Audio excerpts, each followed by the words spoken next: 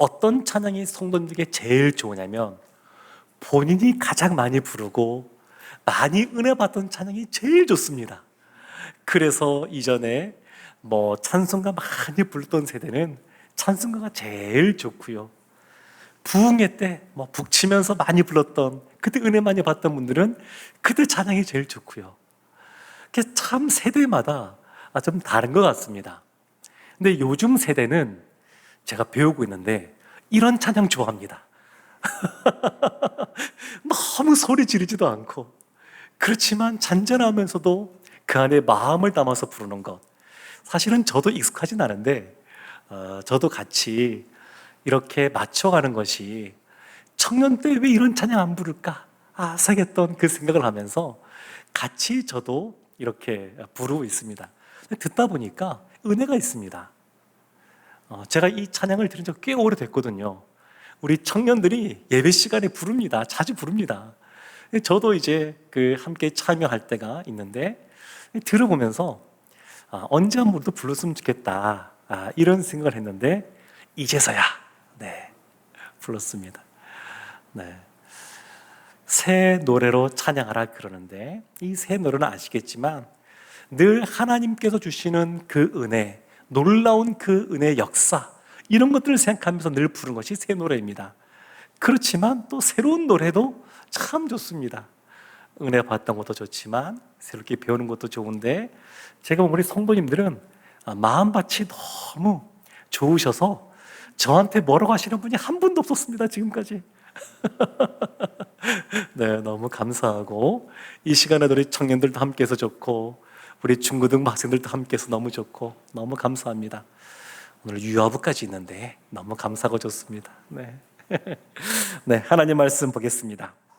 이사야서 이 56장부터 시작되는 내용들을 보게 되면 어떤 내용들이 예언되어 있냐면, 이스라엘이 범죄하여서 바벨론으로 나라가 망하고 포로로 잡혀갈 것이다. 이것이 앞에 39장까지 나오는 내용이라 그러면, 그 이후에 40장부터 그들이 바벨론에서 포로 생활할 때에 어떻게 하는지가 나오고, 그리고 56장부터는 그들이 돌아와서 예루살렘으로 돌아와서 성전을 다시 건축하고 또 이 나라의 틀들을 세울 때 어떤 일들이 있을지에 대해서 말하고 있는 내용들입니다.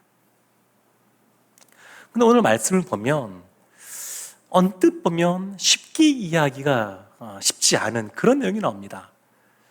하나님께서는 선지자들 통해서 1절 말씀 이렇게 말하고 있습니다. 크게 외치라, 목소리를 아끼지 말라, 내 목소리를 나팔같이 높여 내 백성에게 그들의 허물을, 야곱의 집에 그들의 죄를 알리라.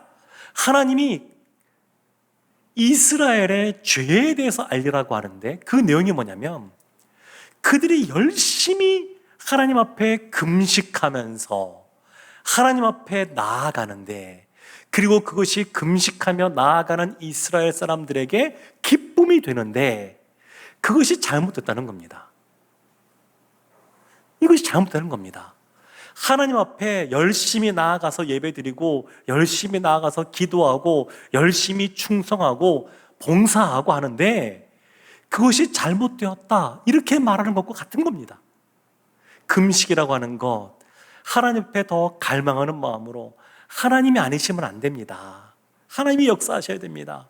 내 마음에 괴로움이 있습니다. 이렇게 나아가는, 배가 고프고 또 힘든 시간을 보내는 너무너무 신앙생활에서도 유익한 것 중에 하나가 금식인데, 근데 그것이 잘못되었다는 겁니다. 잘못되었다는 겁니다. 그래서 3절 뒷부분에 보면 하나님이 이런 말씀하십니다. 보라, 너희가 금식하는 날에 오락을 구하며 온갖 일을 시키는 도다. 4절에도 보라, 너희가 금식하면서 논쟁하며 다투며 악한 주먹으로 치는도다. 5절에 이것이 어찌 내가 기뻐하는 금식이 되겠으며 이것이 어찌 사람이 자기의 마음을 괴롭게 하는 날이 되겠느냐. 하나님이 기뻐하시는 금식은 아니라는 겁니다. 금식을 두 가지로 말하고 있는 겁니다. 사람이 기뻐하는 금식, 그리고 또 하나는 하나님이 기뻐하는 금식. 두 가지가 있다는 겁니다. 제가 부산에서 사역하면서 정말 충격받았던 것 몇 가지가 있는데, 그 중에 하나가 얼마나 열심인 불자들이 많은지요. 그래서 한 사찰에 그 신도가 수십만입니다. 수십만. 이런 사찰이 여러 개 있습니다. 그리고 그 사찰 중에 한 곳에서는 매일매일 지금도 날마다 새벽 6시까지 금식 기도하는 사람이 수천 명 있습니다. 매일 합니다, 매일. 이것을 1년, 2년 하는 사람들이 있습니다.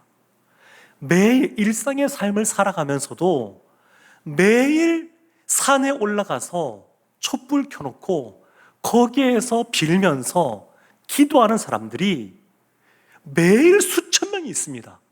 제가 이 사실을 알고 진짜 놀랐습니다.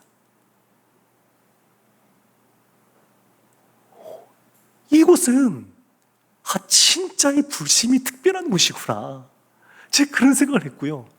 근데 그들이 왜 그렇게 열심인지를 이유를 알고 또 놀랐습니다.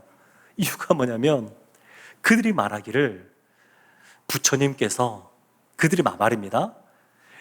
이렇게 열심히 기도하면 일생에 한 가지 소원은 들어주신다. 그것이 이유입니다.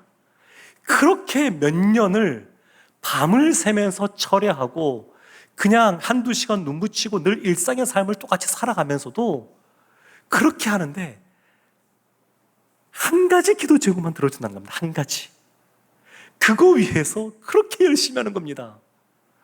그 근간은 무엇이냐면, 우리가 무엇인가 종교적인 열심을 행할 때 그때 나의 그런 행위로 말미암아 내가 원하는 것 한 가지가 이루어진다는 것입니다. 출발이 자신입니다. 자기 자신. 근데 우리는 그렇지가 않습니다. 우리는 항상 출발이 하나님으로부터 출발합니다. 하나님으로부터. 욥이 이 사단의 시험을 받을 때에 힘들었던 것이 뭐냐면, 하나님의 심판, 하나님의 보응이라고 하는 것, 하나님의 심판은 보응의 원리에 의해서 우리 가운데 임한다라고는 생각하고 있었는데 그렇지 않다는 것에서 어려움이 있었습니다. 좀 어려운 이야기, 사실 어렵지 않은데, 1차원이라고 하는 것은 이런 선 아니겠습니까? 이런 선인데, 이런 선 위에 사람이 살고 있다 한번 가정해 보십시오. 그러면 이렇게 왼쪽과 오른쪽, 동과 서밖에 모릅니다. 남북을 모릅니다. 그런데 이 1차원에서 2차원이 되면 이제 평면이 되지 않습니까? 그러면 동서남북을 알게 되는데 무엇을 모르냐면 위를 모릅니다. 상하를 모릅니다. 공간의 개념이 없으니까. 3차원은 되어야 동서남북도 알고 상하도 알게 됩니다. 차원이 다른 겁니다. 여기 보면 이게 있습니다. 물이 담겨있는 컵이 있는데 이것이 뭘로 보이십니까? 컵이라고 말하면 1차원적인 대답이라고 할 수 있습니다. 그런데 이것을 물컵이라고 말하면 2차원적인 대답이라고 할 수 있습니다. 왜 그럴까요? 여기에 오렌지 주스가 담겨 있으면 오렌지 주스 컵이 됩니다. 콜라가 담겨 있으면 콜라 컵이 됩니다. 컵인데 무엇이 담겨 있냐에 따라서 달라지는 겁니다. 하나님을 우리가 이해하는데 1차원적으로 이해하면 보응의 원리로만 이해할 수 있습니다. 무엇인가를 하면 하나님께서 그 행위를 보고 이렇게 갚아주실 것이다라고 하는 것, 1차원적인 겁니다. 근데 그것만 있는 것이 아닙니다. 2차원적인 것이 있습니다. 하나님이 우리를 이렇게 같이 그릇으로 만드시는데 여기에 무엇을 부어주시느냐, 무엇을 넣어주시냐에 따라서 달라지는 겁니다. 이 컵이 달라집니다.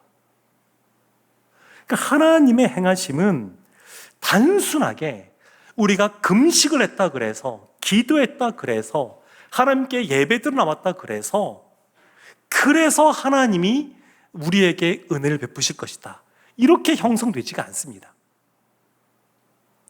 하나님의 2차원적인 은혜라 그러면 지금 이스라엘이 아직 사실 망하지 않은 때입니다. 이사야 선지자가 활동할 당시 아직 망하지 않았습니다. 아직 포로로 잡혀가지 않았습니다.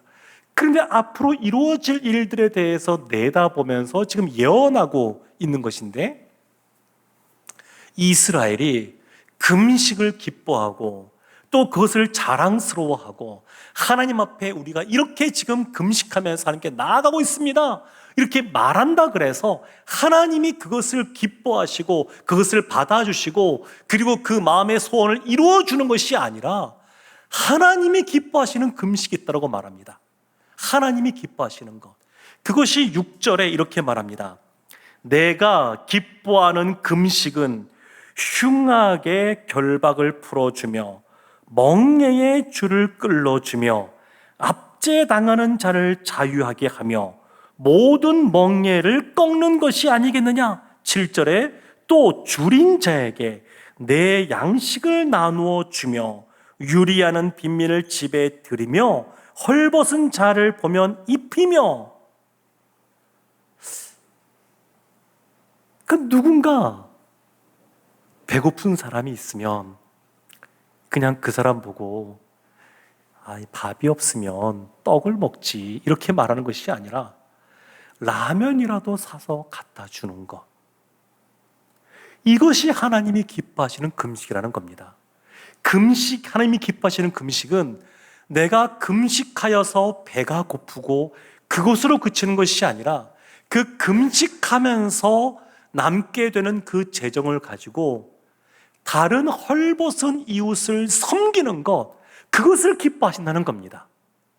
하나님이 기뻐하시는 금식은 단순히 그냥 내가 배가 고프니까 또 이것 때문에 자기 자신을 드러내는 것이 아니라 진정으로 옆에 어렵고 힘든 삶을 살아가는 다른 이웃들을 섬기는 것, 그것을 기뻐하신다는 겁니다. 그래서 8절부터 보게 되면 이렇게 말씀합니다. 우리 8절 말씀 함께 합독하도록 하겠습니다. 그리하면 내 빛이 새벽같이 비칠 것이며 내 치유가 급속할 것이며 내 공의가 내 앞에 행하고 여호와의 영광이 내 뒤에 호위하리니. 그리하면 사람이 기뻐하는 금식, 자기가 만족되는 그러한 금식, 그것이 아니라 하나님이 기뻐하시는 금식, 어렵고 힘든 사람이 있으면 그것을 외면하고 있는 것이 아니라 그걸 채워주는 것이죠. 참 요즘에 우리나라에서 벌어지는 이 사건 사고들, 이런 걸 보면서 너무 마음이 아픕니다.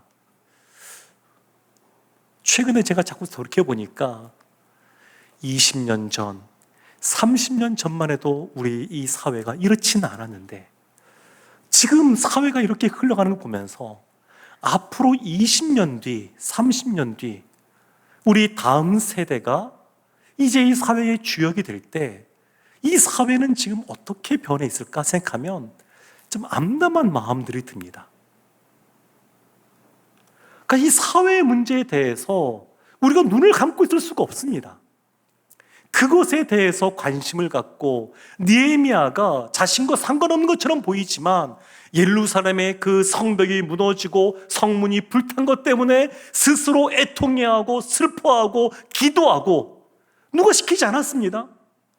그런데 그 민족의 그러한 처참한 상황을 보고 스스로 마음을 찢으면서 기도하니까 하나님께서 그 길을 열어주신 것처럼 당장 우리가 지금 수해 입은 그러한 곳들을 향하여 또 여러 가지 이 마약에 찌들어가는 이 사회를 향하여 또 여러 가지 교육과 관련하여서 여러 가지 논쟁들이 오가고 있는 이 상황 속에서 우리가 무엇인가 바로 대책을 제시하고 행하지는 못한다 할지라도 이것에 대해서 마음 아파하고 하나님 앞에 느헤미야처럼 기도하며 나간다 그러면, 그리하면 하나님께서 길을 열어주실 뿐만 아니라 뭐라고 말하냐면 내 치유가 급속할 것이다.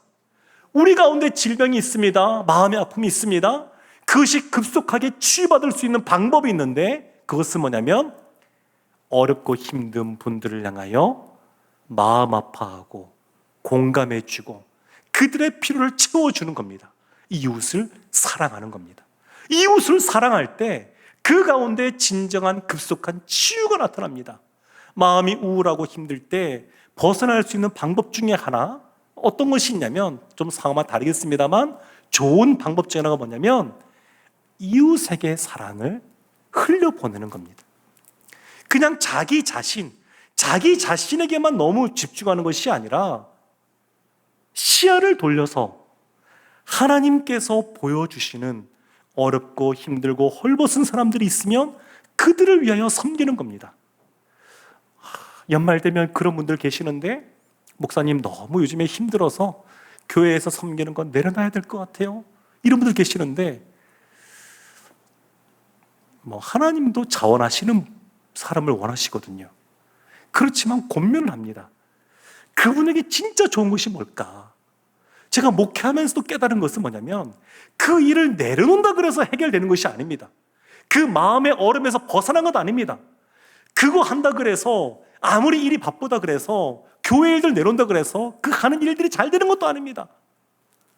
하나님께서 주신 일들을 충성도에 감당하고 나아갈 때 사실은 훨씬 더 빨리 벗어납니다. 이전에 제가 목회할 때 그런 분이 계셨습니다. 마음이 너무 우울해가지고 힘드니까, 그때 옆에 있던 그 같은 순에 있는 분이 뭐라고 했냐면, 내가 섬기는 밥퍼 사역이 있는데 일주일에 한 번 부산 진역에 가서 그냥 밥 요리하고 음식 만들고 밥을 퍼주고 설거지하는 거다. 근데 그렇게 해서 권면해서 데리고 왔습니다. 일주일에 하루입니다, 하루. 아침에 가서 그냥 저녁 되면 다 끝납니다. 시간도 아주 길지 않습니다. 한 대여섯 시간만 들이면 충분합니다. 근데 그거 하니까 어떤 일이 벌어질까요? 처음에는 굳어있던 마음이었는데 계속해서 하면서 마음이 풀어지기 시작하는 겁니다.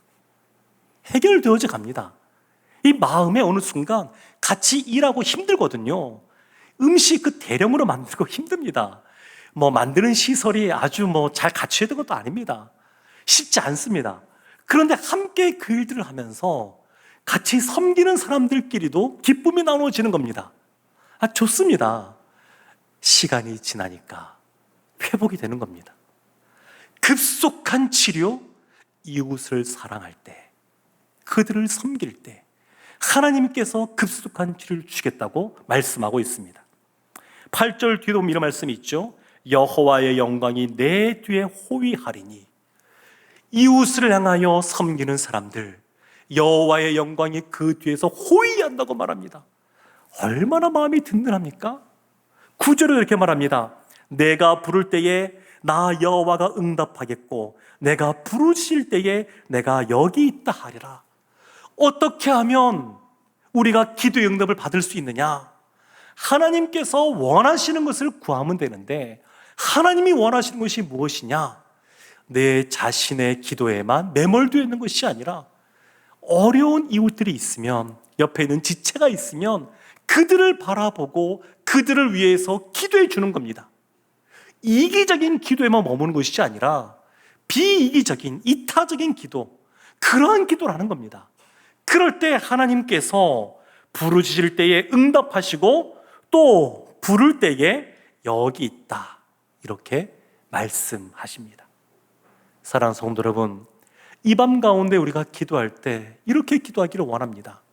하나님이 주시는 마음 갖고 내 자신에게만 집중하는 것이 아니라 이 땅을 생각하면서, 우리의 가까운 이웃들을 생각하면서 하나님이 주신 마음 갖고 기도하면 그 하나님이 우리의 기도에도 응답하실 줄로 믿습니다. 11절 말씀에 이렇게 말씀합니다. 우리 11절 말씀 함께 합독하겠습니다. 여호와가 너를 항상 인도하여 메마른 곳에서도 내 영혼을 만족하게 하며 내 뼈를 견고하게 하리니 너는 물된 동산 같겠고 물이 끊어지지 아니하는 샘 같을 것이라. 아멘. 그리하면 여호와가 너를 항상 인도하겠다고, 메마른 곳에서도 우리의 영혼에 만족을 주시겠다고, 또 우리 가운데 물된 동산 같게 해주시겠다고. 물된 동산, 늘 물이 있습니다. 그러면 푸른 풀밭, 또 거기에서 나무들 늘 풍성한 것입니다. 시편 1편 3절에 보면 복 있는 사람에 대해서 말하는데 시냇가에 심은 나무에 비유합니다. 사시사철 푸른 잎사귀를 내고 그리고 풍성한 열매를 맺는 그 복 있는 사람의 모습, 그것이 물된 동산입니다. 물이 끊어지지 않으니까 그 기름진 땅에 늘 풍성한 또 아름다운 초목이 자라나고 열매를 맺는 겁니다. 사랑하는 성도 여러분, 하나님이 기뻐하시는 금식을 하는 사람, 하나님이 기뻐하시는 기도를 하는 사람, 하나님이 기뻐하시는 섬김을 하는 사람, 그 사람이 이와 같은 복을 받아 누린다고 약속하고 있습니다. 하나님은 우리가 하나님을 경험하기를 원하십니다. 단순히 머리로만, 우리의 지식으로만 하나님을 아는 것이 아니라 하나님이 우리와 아주 인격적으로 연결되어지고 관계되어지기를 원하십니다. 그 하나님께서는 우리가 말씀대로 살아가기를 원하십니다. 그리고 하나님을 경험하고 말씀대로 살아갈 때 하나님 나라를 드러내는 제자의 삶을 살게 됩니다. 순서가 있습니다. 먼저는 무엇이냐면 우리 안에서 성장이 일어나는 겁니다. 우리 안에서 분명히 복음을 알고 그리고 예수 그리스도 나의 구주로 고백하고 그리고 주님의 중생한 자녀로서 주님을 닮고자 하는 그러한 성화의 길을 걸어가는 모습, 그러한 모습이 우리 안에 먼저 있어야 됩니다. 그 다음에 밖으로 나가는 겁니다. 이웃사랑에 대해서 그것을 이 오늘 본문이 강조한다. 그래서 내 안에 복음에 대한 확신과 그리고 중생에 대한 성령 충만에 대한 확신이 없는 상태에서 이웃을 섬긴다 그래서 되는 것이 아닙니다. 이것은 교회도 마찬가지입니다. 이 신앙 공동체인 이 교회도 먼저 중요한 것은 뭐냐면 우리 안에 그 하나님을 알고 하나님을 경험하고 우리 안에 말씀대로 살고자 하는 모습이 있어야 됩니다.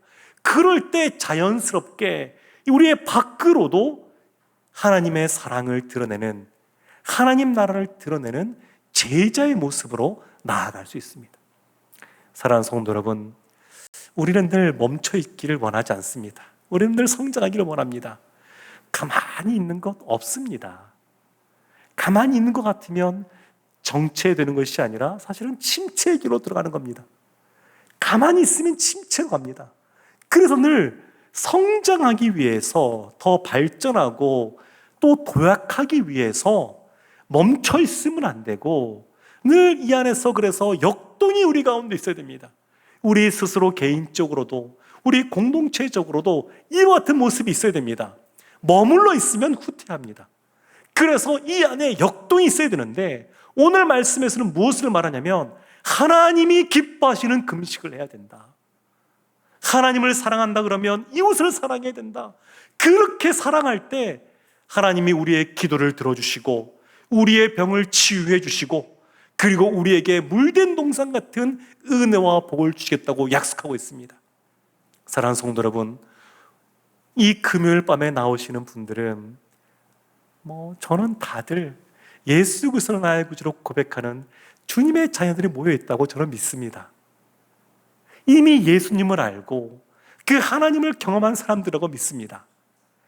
그러면 이미 우리 안에 그런 모습이 있으면 이제는 시야를 좀 더 넓혀서 우리가 우리의 기도가 필요한 사람들을 위해서 기도하고 사랑이 필요한 사람들에게 우리가 섬김으로 다가가고 또 그들과 함께 하여서 그 기쁨이 하나님의 기쁨이 되기를 원합니다. 이 밤에 기도할 때에 오늘은 특별히 우리를 위해서 기도하는 것도 필요하겠지만 그것은 나중으로 좀 미루고 오늘의 말씀 붙잡고 기도할 때에 주님이 주시는 마음 갖고 이 사회를 생각하면서 애통한 마음으로 기도하기 원하고 우리 다음 생을 생각하면서 간절한 마음으로 기도하기를 원합니다. 하나님이 응답해 주실 줄로 믿습니다. 하나님의 은혜가 늘 우리 가운데 함께 있어서 주님이 원하시고 기뻐하시는 신앙생활하는 우리 모두가 되기를 주님의 이름으로 축원합니다. 아멘.